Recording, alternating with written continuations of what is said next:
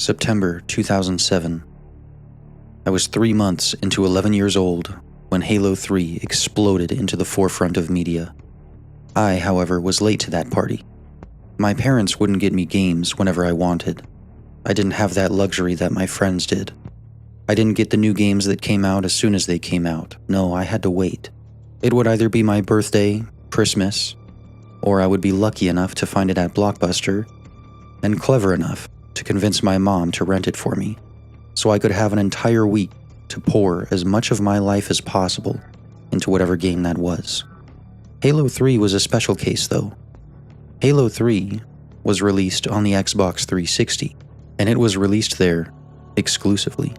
11-year-old me had no idea what an Xbox was. I didn't know games could come out on one console and not another, and at the time, I didn't even know there was another console.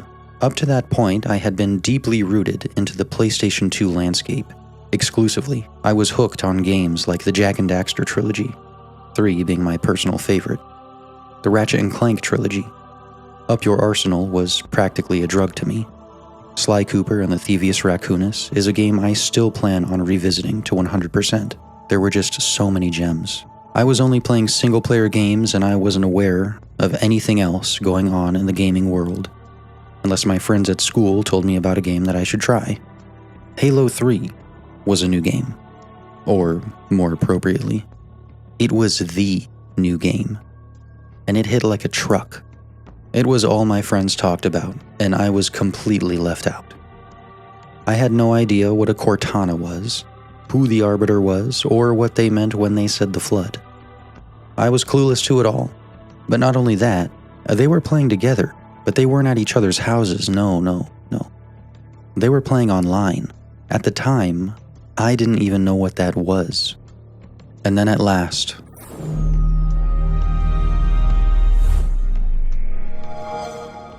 after 3 months of longing, I joined the party. Literally. I got Halo 3 for Christmas, and with it the absolutely beautiful Halo 3 Edition Xbox 360, and the icing on that already immaculate cake, one of the amazing concept art wireless controllers, all of which I still have today. Oh, what a cake it was, and was I ready for dessert. I surrendered myself to Halo 3. I fell for it completely and utterly. I was practically brainwashed, but hell, I was happy to be. Even if I had been hesitant, even if I wasn't interested, once I started, it was too late.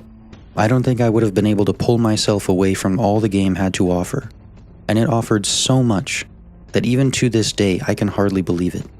A campaign packed full of action, drama, politics, religion, horror, deep sci-fi lore that my 11-year-old brain couldn't even fully comprehend. But it sure looked cool. Just about everything I could have asked for and more. My personal favorite campaign of all the Halo games, still to this day. A multiplayer experience beyond anything I could have imagined. Beyond what my friends could describe regardless of the intricate detail they tried to go into. Lobbies full of relentless toxicity, reasonless hostility, and verbal abuse that from one game to the next could become genuine interest and care, help with leveling, fully realized teamwork and collaboration, and new friendships. If you had a good game, you could watch the whole thing played back in theater mode. Then you could switch over to Forge and customize any map to whatever you wanted, using as many of the assets as you could cram into it. Then you could load it to the file sharing system for anyone else to use, and you could browse there yourself to find some of the craziest game modes, unique maps, and sometimes other hilariously inappropriate things. Then you could invite your friends into your lobby and set up a custom game with the custom rules on that custom map. It truly felt like you could do anything. There was more than enough to keep you invested for a very, very long time. And I was very invested. As you can already tell, this isn't a comprehensive or critical analysis of any kind. Not even a little bit. So if an in-depth review is what you are looking for, I'm sorry. You won't find that here. Not this time at least. But if that is something you want, let me know in the comments and I'll consider tearing the game apart, as objectively as I can. As there are plenty of flaws, and despite my overwhelming bias, I am not blind to those flaws. This is exactly what the title of the video is, a love letter. I simply wanted to take a little bit of time to talk about one of my favorite games of all time, and some of the things I love so much about it, very briefly. I wanted to talk about the campaign, the matchmaking experience, the variety of custom games, and all the other extras. And just appreciate how much the game had packed into it, because even by modern gaming standards, it is astonishing. It really was a full package. When I first played Halo 3, I hadn't played any of the other games. I had literally no experience with or knowledge of the franchise. I think the only hands-on taste I got of Halo was a Combat Evolved Spartan action figure that one of my friend's cousins had. But I had no idea what it was or that it was from Halo. Not until years later. I just thought it looked cool. My unfortunate ignorance wasn't a detriment though. Launching the game and watching blue-tinted, sprawling landscapes ravaged by war, complemented by the beautiful but ominous Gregorian chants, an incredible backdrop to the menu options presented. The first of those being Start Solo Game. And so I did. The opening grabbed me instantly. The starry night sky and Jen Taylor's voice work as Cortana over the haunting and hopeful score by Martin O'Donnell and Michael Salvatori. Luck being a most captivating introduction. And then there you are, having fallen out of the sky into the middle of some jungle, standing up like it was nothing out of the ordinary, and ready to go. Because you weren't just anybody. You were the Master Chief, Spartan 117. Now, whoever this Arbiter guy was didn't matter. He looked awesome, he sounded awesome, and I was ready to take him with me to find Cortana, because this line, "Don't make a girl a promise if you know you can't keep it," hit harder than a cinder block to the face. I didn't know who she was or where she was, but I knew what I had to do and I knew it was important. Also, having only played the PlayStation 2 up to that point, and mostly 3D action platformers, walking through this jungle was an insane experience by itself. Not that the PlayStation 2 graphics were bad by any means. I mean, I still play PlayStation 2 games to this day. But goodness gracious, my mind was blown. The way the light shined through the trees, the movement of the leaves as you ran through the brush, it was insane. It seemed like such a massive improvement in graphical fidelity, I could hardly believe it. Then going from that jungle to underground facilities of a military base, to driving through desert plains and over crumbling highways, encountering the first scarab and bringing it to its knees, and seeing this borderline blinding but beautiful blue explosion, fighting through an overrun warehouse with workers still inside, only to fight through it again right after, but in the opposite direction, and now with it being overrun by the flood, which was one of the coolest things I had ever seen. Watching these disgusting abominations consume the Marines and innocent workers alongside me, and seeing their bodies mutate into what I very creatively described as alien zombies as a kid, was not even remotely close to what I had imagined happening. I had no idea that was what my friends meant when they talked about the flood, and it was delightful. My sci-fi action shooter just took a turn into horror, and it was perfect. As an avid enjoyer of almost all things spooky and scary, both as a kid and still now, it really just kept getting better and better. Double kill. Now I know Halo 3 wasn't the first online game. Far from it. It wasn't even the first online console game.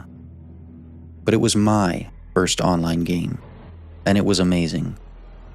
I still distinctly remember grinding for all the armor pieces and flexing every opportunity I could once I had them all. Security was always my favorite helmet, and of course I was rocking the scout shoulders and the Hayabusa chest piece with the katana on the back, because if you had it, why wouldn't you? The only thing that was missing was the ever-elusive, practically mythical, recon armor. And I was rickrolled an unfathomable number of times in my scouring of YouTube, trying to figure out how to get it. That was part of the charm though. It seemed like there was always something more to the game. Even after unlocking all the helmets, there was still another, and there was still the flaming helmet variations too. It's like it just kept on going. I remember the verbal abuse in the game chat, the teabagging, the ragdoll physics of the bodies, the overwhelming disrespect, and all completely contrasted by others who were just looking for friends. I made a lot of friends in those lobbies, and there were a lot of lobbies. Team Slayer, Lone Wolves, Big Team Battle, Shoddy Snipes, Infection, Team SWAT, which was always and still is my favorite game mode in Halo. There were so many ways to play, and that was just in the regular matchmaking. Triple kill. Once you were done with matchmaking, or if you just weren't in the mood to play those game modes, you had the freedom to make your own. Want half the normal gravity so you can jump crazy high? You got it. Want to start the game with rocket launchers and Spartan lasers with unlimited ammo? Not a problem. Want to have 300% overshields right when you start? Alternatively, want to play with no shields at all and have everyone die in one hit from literally anything? Go crazy. There were so many game modes me and my friends made, like a Resident Evil mode where there was one human who only had a magnum and could find a shotgun on the map, had to get a headshot to kill, and the zombies moved at regular speed while the human moved at half speed. The zombies could only use energy swords and no one had shields. There was a Jedi Master mode we made where we all had energy swords, double the health but no shields, and reduced the gravity to the minimum so we could pretend that we were force jumping all around the map while fighting each other. That's just a couple. And that's of course not to mention the endless supply of much more creative game modes we found on the file browser. Overkill. This feature was an absolute blessing.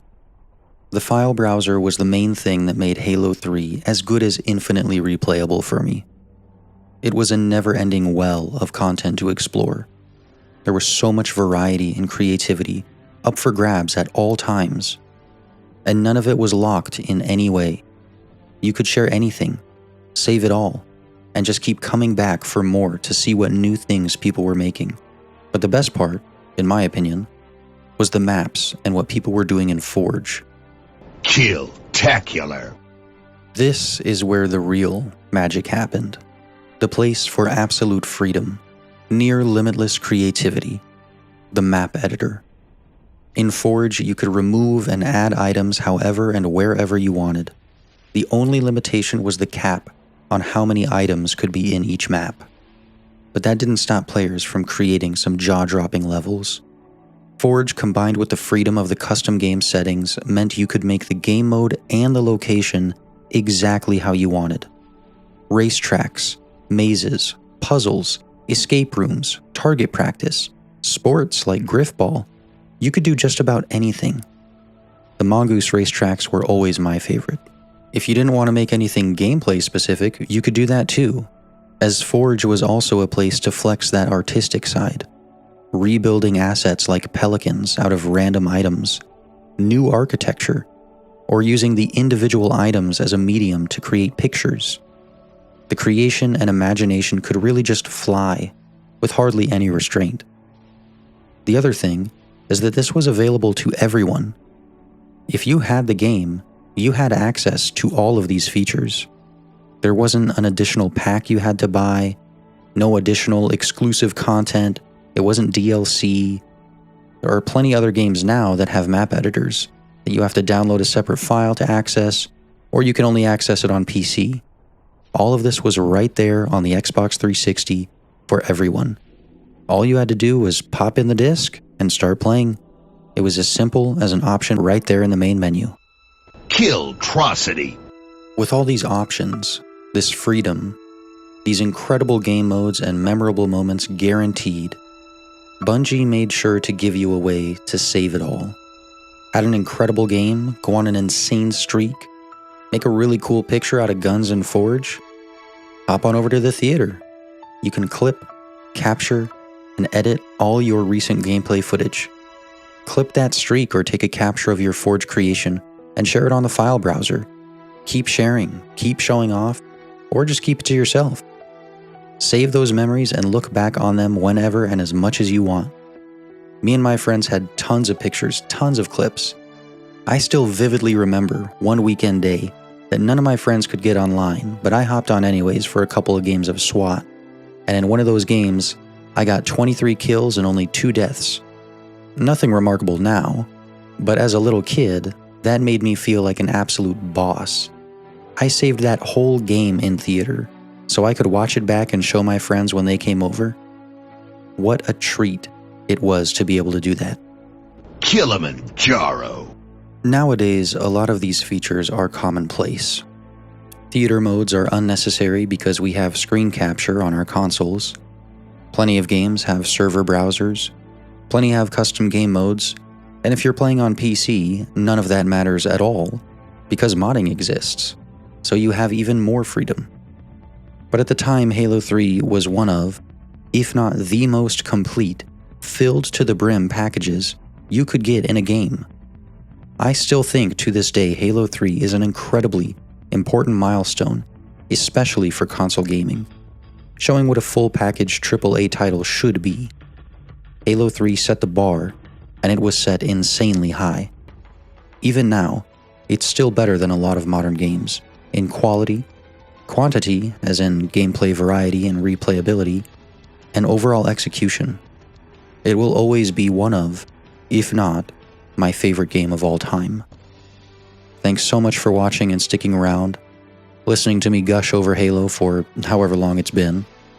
But I know I'm not the only one with Halo memories like this, so I'd love to hear some of your Halo memories in the comments too, or just your thoughts on Halo 3 and how it compares to the rest of the series. Also, let me know if you want more videos like this over the more objective analytical videos, as I've got a list of favorite games that I'd be more than happy to talk about. But that's all for now. Thank you again, and as always, stay happy, stay healthy, and I hope to see you next time.